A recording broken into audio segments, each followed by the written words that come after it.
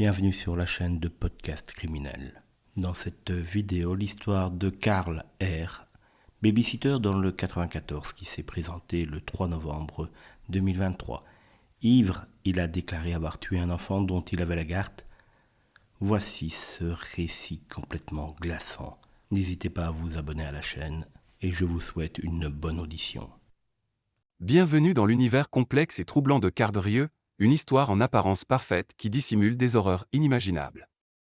Imaginez une annonce alléchante publiée sur le site NouNouTop, une invitation à confier vos enfants à Karl R., un artiste aux talents multiples.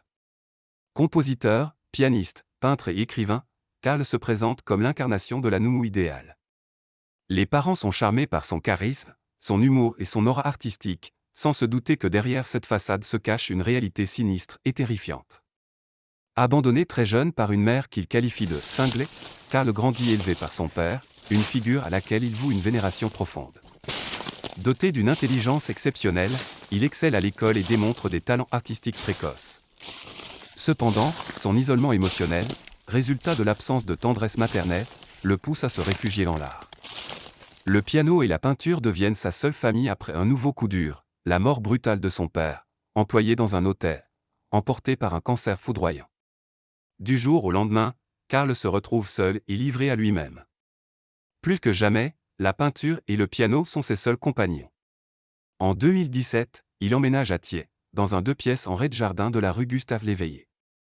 Les autres locataires sont d'abord intrigués par ce jeune homme délicat aux traits efféminés, qui les salue courtoisement mais multiplie les bizarreries. Il oublie sans arrêt ses clés, son vélo électrique est attaché à un chevalet de peintre dans le parking en sous-sol, et il rentre fréquemment ivre, peinant à trouver le trou de sa serrure. Cependant, les soirs où il s'installe à son piano, il en tire des mélodies si envoûtantes que les voisins coupent le son de leur télé pour profiter de ses concerts improvisés. Son côté artiste pèse lourd dans la décision des parents qui choisissent de lui confier leurs enfants. C'est le cas de Yannès, un producteur-réalisateur de télévision, et de sa femme. En septembre 2020, il se trouve confronté au dilemme de nombreux parents qui travaillent, que faire de leur fils Célestin, 4 ans, entre la sortie de la maternelle et leur retour à la maison. La solution semble évidente en consultant le site NouNouTop, où ils sont séduits par le profil de Karl.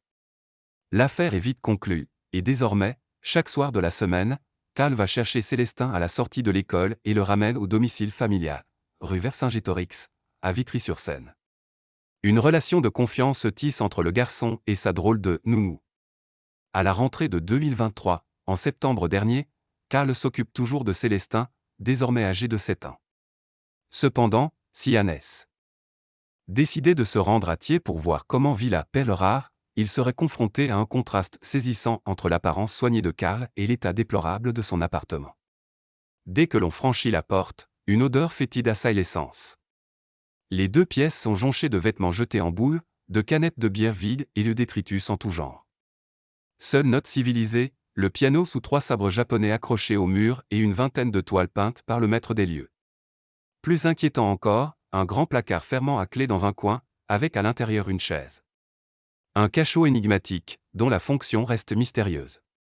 Le drame, que personne ne soupçonne encore, c'est que l'auxiliaire parental est à l'image de sa tanière, détraqué, sale et malsain. Vendredi 3 novembre, pendant les vacances de la Toussaint, 2 semaines se sont écoulées depuis que Karl s'occupe à plein temps de Célestin. Apparemment, tout se déroule normalement jusqu'à ce jour fatidique. À l'heure du déjeuner, dans une scène difficile à imaginer, Karl, chez les S. Avec l'enfant, siffle plusieurs verres d'alcool. Puis, dans un acte impensable, il propose à Célestin de faire une balade et l'installe sur le porte-bagages de son vélo électrique.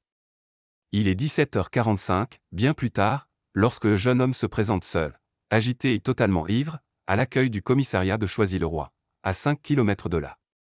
Dans un état de confusion, Karl bafouille « J'ai tué l'enfant dont j'avais la garde, il faut me mettre en prison ».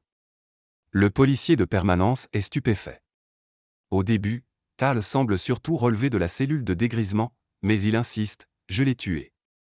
J'ai laissé son corps voie de l'épinette, entre 2 voitures. Vous ne me croyez pas? Regardez. » Il tend son téléphone au flic, qui découvre, atterré, une photo atroce, une main serrant la gorge d'un petit garçon aux yeux révulsés. Le branle-bas de combat s'ensuit, et Karl est embarqué dans une voiture qui fonce vers la voie de l'épinette.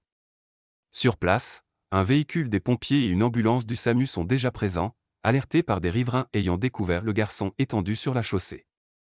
Célestin est à moitié nu, le corps couvert d'hématomes, des traces de strangulation autour du cou, un sac poubelle sur la tête. Il est inconscient, mais miraculeusement, il respire toujours. Les médecins le plongent dans un coma artificiel avant de le conduire aux urgences.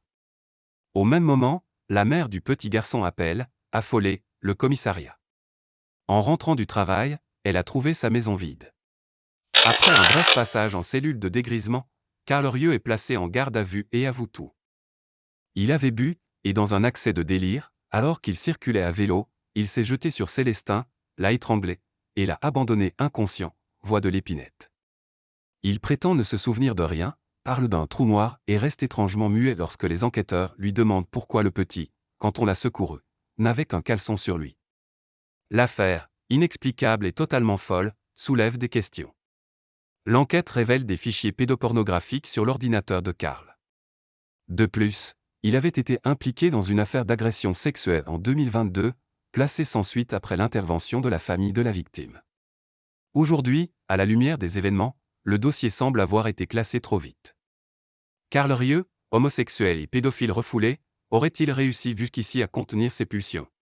Jusqu'au vendredi 3 novembre, où, sous l'effet de l'alcool, il est brutalement passé à l'acte.